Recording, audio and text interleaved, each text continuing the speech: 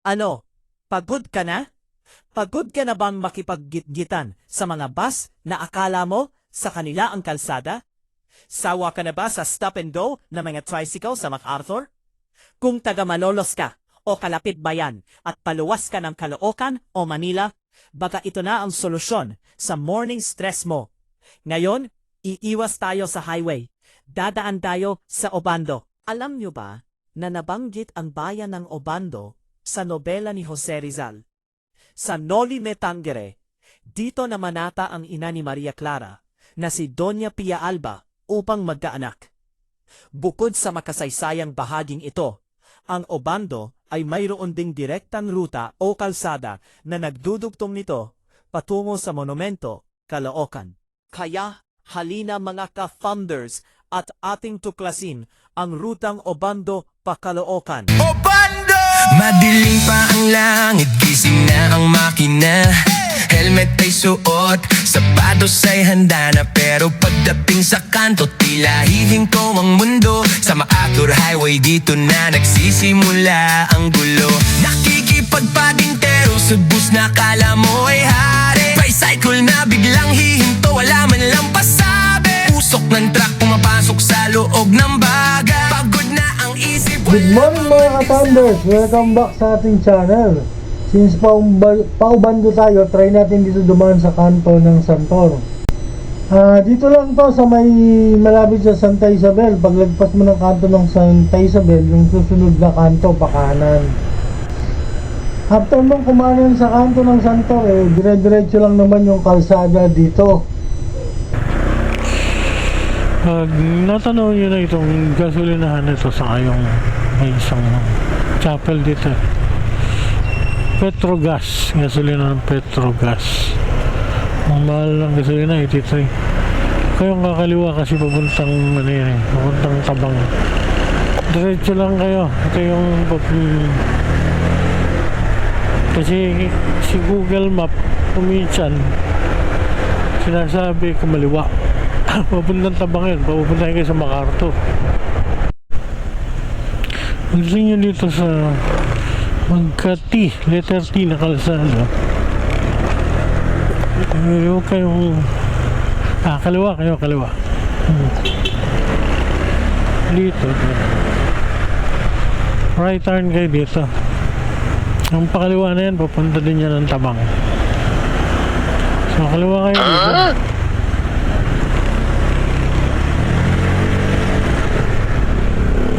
Dito, diretso na to, Bulacan. Actually, Bulacan na nga to ang parte na to.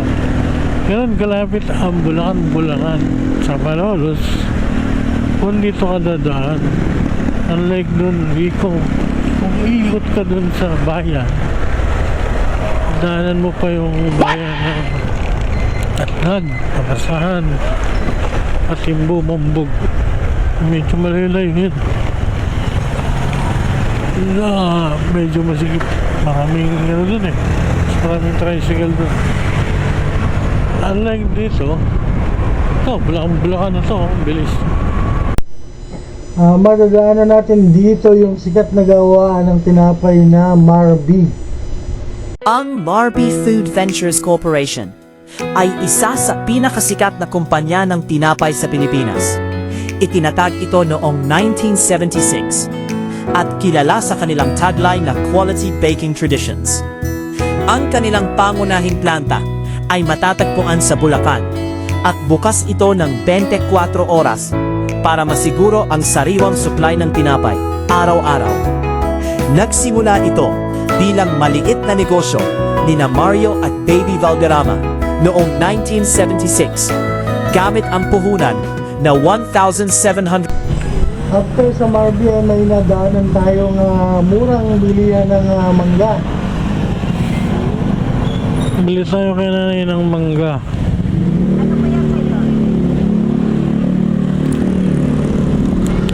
Dito 70 daw. Dito po dalawa 150. At isang kilo 80. Dinagdagan ko na ito nga. Yung 100 mo, wala nang bawas yun. Alin? 90 dapat. 90, pwede. Wow. Yan ba kalaki? Malaki difference, no? Hindi kasi puhunan eh. O, 90. Sige. Kaya may 10 ako. Okay lang. Sige. Sila. Nakakaya naman. Naman na 90. 3 kilo nito. 3 kilo. Lang, wala akong, hindi ako nakapagdala ng lalagyan pala.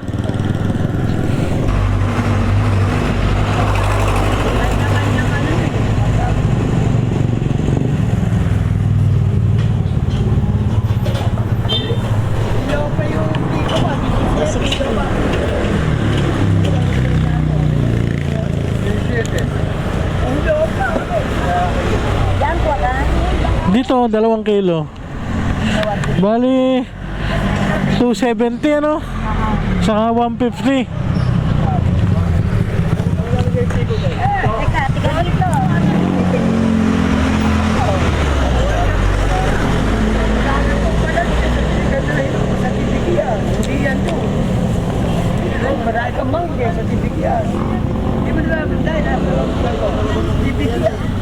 Ayan na. Ayan pa. Yan. Ade, ano lahat?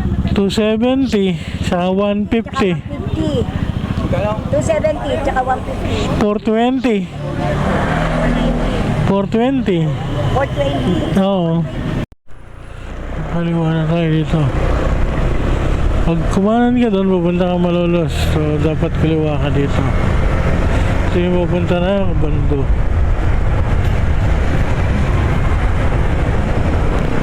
So, ang kalsada na to, pag diniretso mo, yan, pag kumaliwa ka dyan, diniretso mo, dire-diretso yan ang Balagtas. Papunta sa Balagtas. Papunta yan ang Balagtas. So, dito, diretso ka lang dito.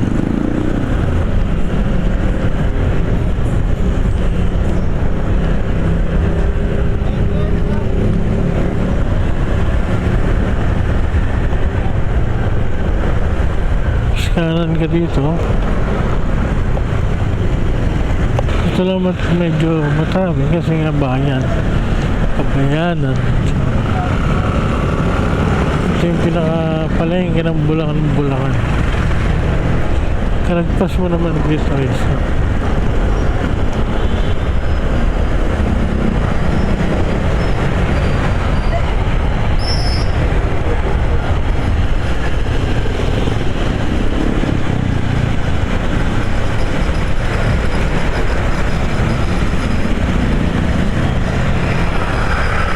Nalagpas mo dyan, maluwag na ulit.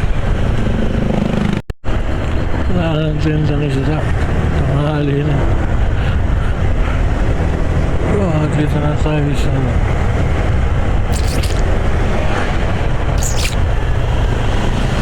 dati bumaba dito eh. Tinaas na oh. Kung ganito naman ang ginagawa. Totoong project, flood control. Pero talagang ginagawa. Wala namang problema eh. Kasi dati, nagbaha din dito. Pag nag-high tide. Pero dahil mataas yung kalsada, hindi na siya binabaha.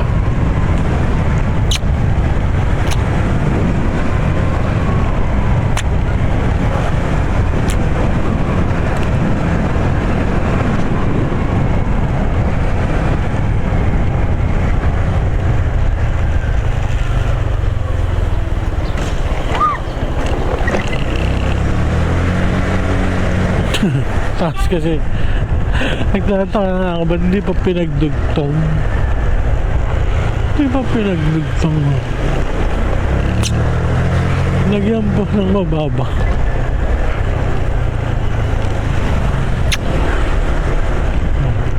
Ang daming ilog sa lugar na to. Pinamimingwit.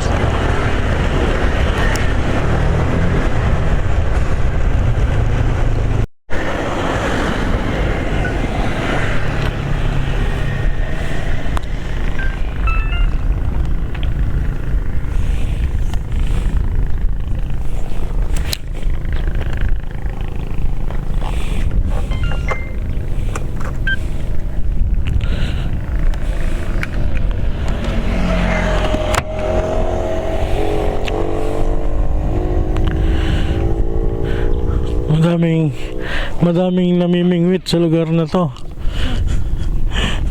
Kumusta kuya? Maraming bang huli? May nahuhuli ba? Ano yung nahuhuli nyo isda dito kuya? Yung mga tilapia ba? Bangus? Ganun? Alam kung anong isda kasi wala pa nahuli. Wala namang nahuli. Mula kanina.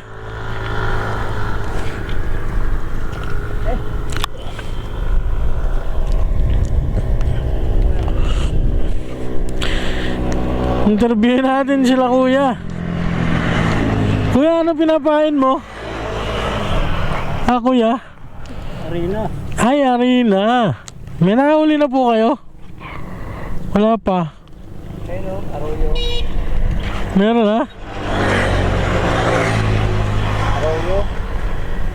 Yung tilapiyang arroyo. Tilapiyang arroyo. Naramdaman mo eh. Marami na po kayo nahuhuli pag ano? Marami ba dito? Ano lang, bira lang. Ayun eh. Marami sila pumunta dito. Yung ano, parang tilapia na parang karpa, ano? Pero maputi, no? Pwede na din, no? Mander ba to? Tignan nyo, baka hindi ma-under, sayang. Oo nga. Interview natin si kuya kasi yun nga eh, nakaiwanan ko yung sticker eh. Pero sunod, ayan laki. Ano yan? Arroyo pa rin yan. Pero hindi siya mukhang tilapia, no? Tilapia yan. Tilapia pa rin yan. Arroyo. Ay, okay. Ang dami naman, marami rin pala. Kanong oras pa kayo dito, kuya, pag ganyan? Umaga pa? Umaga pa. Kakaiba kayo dun sa ano, yung iba naman kasi namamaril yung may air gun, ano? Naman yun. Kayo naman yun. Tama. Ayun talaga, malalaki na uhuli nyo sa Pilipinas. Kasi ano yun eh, binabaril talaga nila eh. Mahuli. Kailangan kalmado rin yung tubig. Oo, siyempre para kasi lulutang ng isda, hindi ka na mababaril eh. Ayun ang dapat pinapadala sa mga ano, sa gera. Kahit na sa tubig yung isda malaki, nababaril, no? Tinatamaan. Ayun dapat ang sa mga sniper. Sniper tawag. Di ba kaya marami tayong bantay sa binangonan na sniper? Kaya hindi kami natatakot dun eh. Kami kaming katabing sniper. Ayos ah. Sige kuya, ako'y... Ay, ano ang pangalan mo kuya? Marlon. Marlon, may gusto kayo shoutout. Shoutout yung mga timbalagbag dyan. Timbalagbag daw. Lalo na yung pinuno ng timbalagbag. Hindi makapag-ingay kasi hindi pa nakahuhuli yun. Ano yun sa YouTube, sir? Ito po, Lalo Thunders Moto. Dapat tinano nyo, nag-sticker. Oo nga, yun, nakalimutan ko kasi sticker eh. Mataniwanan ko. Natin yan. Oo, dapat yan para napapalo kayo. Yan. Mga anglers yan, punta ka dito. Marami dito sa ubihan. Ayan, yan. Marami mahuli. Halos mapuno na lalagyan. Ubando po to, no? Ubando. Bando. Ayun. Magkakasama po kayo lahat? Hindi. Hindi. Ibang grupo yun. Dito na lang kami nag-ano. Dito na lang nagkikita-kita. Sige po. Marami pong salamat. Marami pa sana kayong mahuli hanggang mamaya. Mga po, baka Sabado. Sige po. Salamat.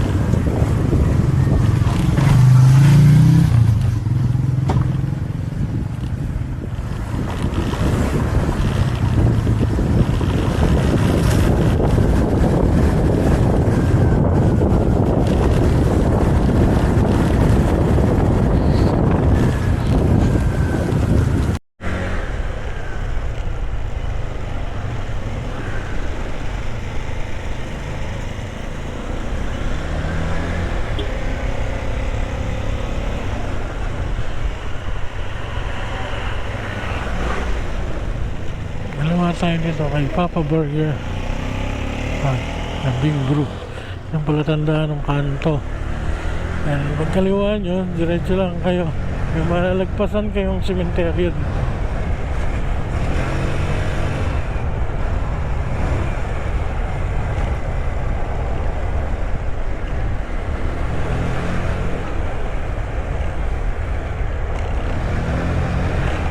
Diretso lang.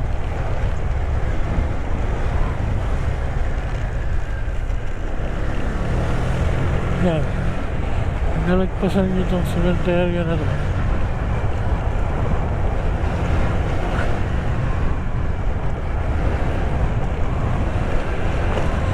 Nalagpasan nyo yan.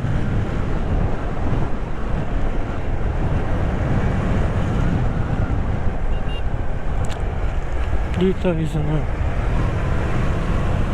Kakanan na kayo dito. Yan. May tramis. Merong traffic light. Yan. School to eh. And Valenzuela na nakakasakop dito. Ito Bando. Wawang Pulo Elementary School. Yan. Wawang Pulo. Diretso lang to. Diretso. Oh. Diretso ninyo lang yung kalsada na to hanggang doon sa dulo. Pagdating sa dulo, makikita niyo yung ginagawang kalsada. Diretso na lang ito. Then, boom, yun na. Nandun ka na. Bakit ko ba to nire-recommenda? Simple lang. Una, less mental stress. Walang biglang hihinto na jeep sa harap mo. Pangalawa, safety. Hindi mo katabi ang mga dambuhalang truck. At pangatlo, shortcut strategy. Kapag barado ang Marilao May Kawayan, ang Obando ang iyong escape portal. Sa muwang stress mo. Ngayon iiwas tayo sa highway. Dadaan tayo sa Obando. Madilim pa ang langit, gising na ang makina. Helmet ay suot, sapatos ay handa na. Pero pagdating sa kanto, tila hihinto ang mundo. Sa MacArthur Highway, dito na nagsisimula ang gulo. Nakikipagpadintero sa bus na kala mo ay hari. Bicycle na biglang hihinto, wala man lang pasabi. Usok ng truck pumapasok sa loob ng baga. Pagod na ang isip, wala pa man din sa opisina. Sawa ka na ba sa stop and go ng buhay? Sa traffic na walang katapusan, tila walang saysay. Huntad ka malolos ka o sa karatig na bayan. Halina't subukan ng ibang daan. Iwanan ng highway, sa Obando tayo dumaan. Pamonumento, relax lang ang takbo kaibigan. Yo, dito sa alternatibo, sariwa pa ang hangin, tabi ng palaisdaan. Payapa ang tanawin, walang higanting gulong na sa'yo ay lalamol. Sa stress ng umaga, ito ang iyong baon. Mula pa Kubig Sandico hanggang sa marating ang polo. Hindi kailangang magmadali, hindi kailangang magsolo. Dahil ang biyahe ay hindi lang tungkol sa pagdating, kundi sa kapayapaan ng Oh, kita nyo yan? Walang masyadong pawis, hindi uminit ang ulo, at nakarating tayo sa monumento ng buo ang pagkatao. Mula rito, isang kembot na lang, Quezon City na. Kaya sa mga kapwa ko Bulakenyo riders, subukan nyo ang Obando route. Baka dito nyo mahanap ang peace of mind nyo. Ride safe lagi, mga ka-Thunders. monumento. Relax lang mang takbo kaibigan.